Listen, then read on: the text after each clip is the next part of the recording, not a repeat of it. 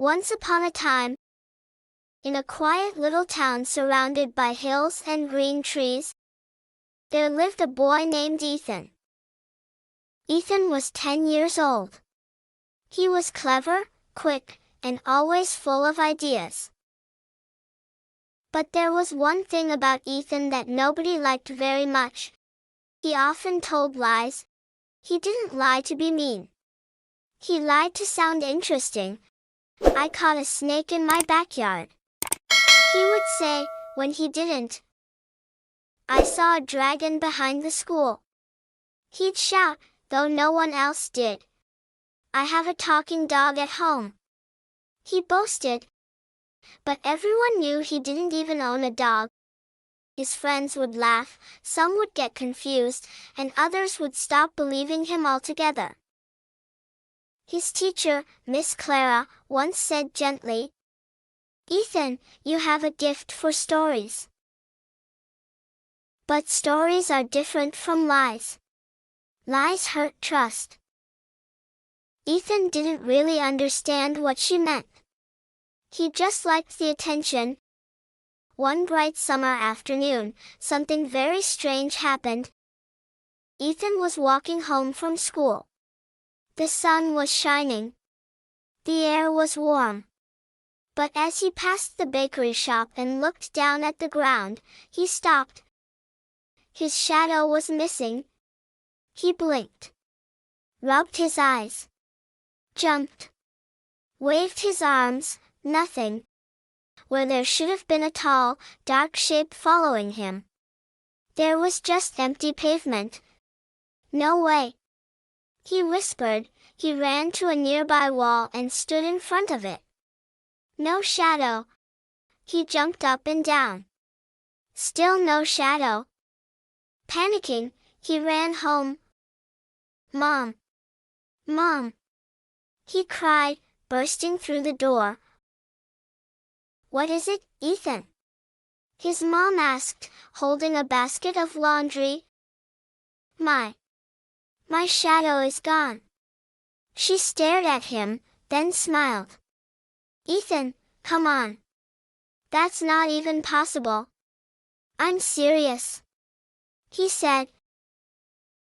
But his mom just laughed. "Nice try. Maybe use that imagination for writing a story instead." Frustrated, Ethan ran to the mirror. His reflection looked back at him. Everything seemed normal, his hair, his eyes, even the blue t-shirt he wore. But still, no shadow on the floor. He ran to his room, shut the door, and sat down. "Okay," he said. "Maybe this is a dream." But it wasn't.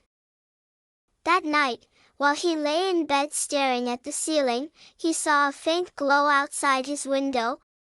He got up, opened the curtains, and gasped. Standing in the garden was a dark figure, soft, wavy, and moving like smoke.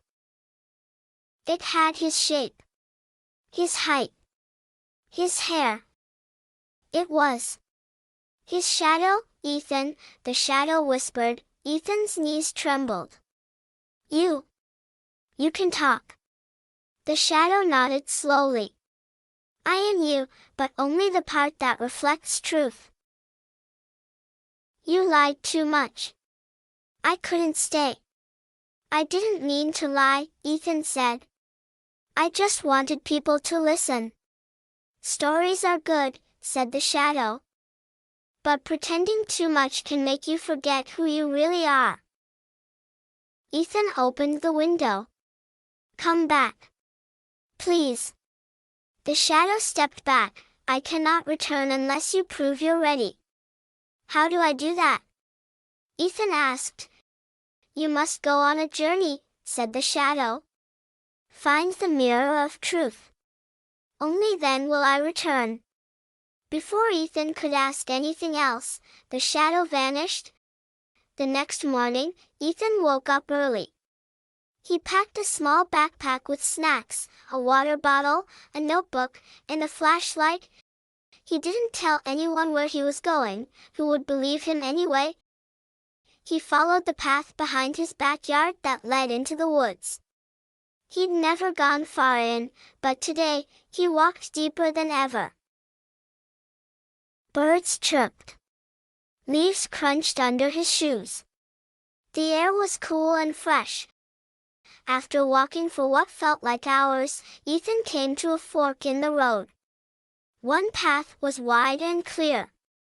The other was narrow and dark. A small wooden sign stood between them. It read, "Truth is never the easy path." Ethan took a deep breath and walked down the narrow trail. The trees grew thick. The light dimmed. Strange whispers floated in the air. As he walked, he began to hear voices, his own voice. "I caught a snake. I saw a dragon. My dog talks." They echoed from the trees. What is this?" Ethan whispered. "The forest of echoes," said a voice. Ethan spun around. An old man sat on a tree stump nearby, carving a piece of wood. "This forest remembers every word you've ever said," the old man said.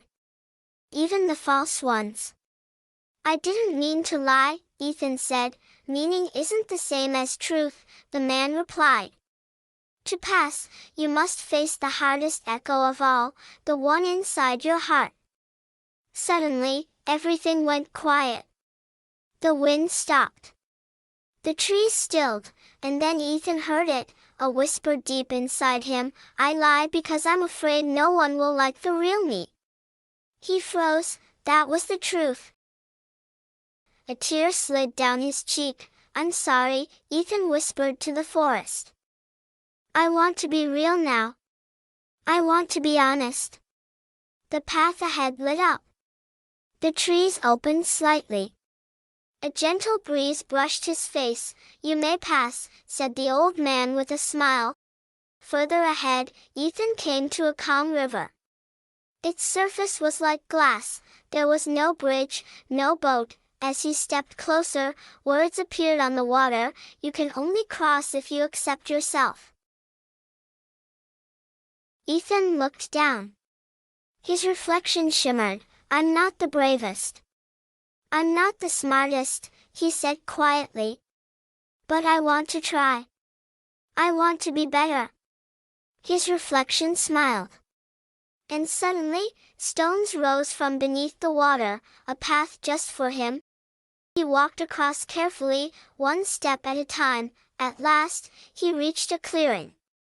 In the center stood a tall mirror, framed in vines and gold. Ethan stepped forward and looked inside.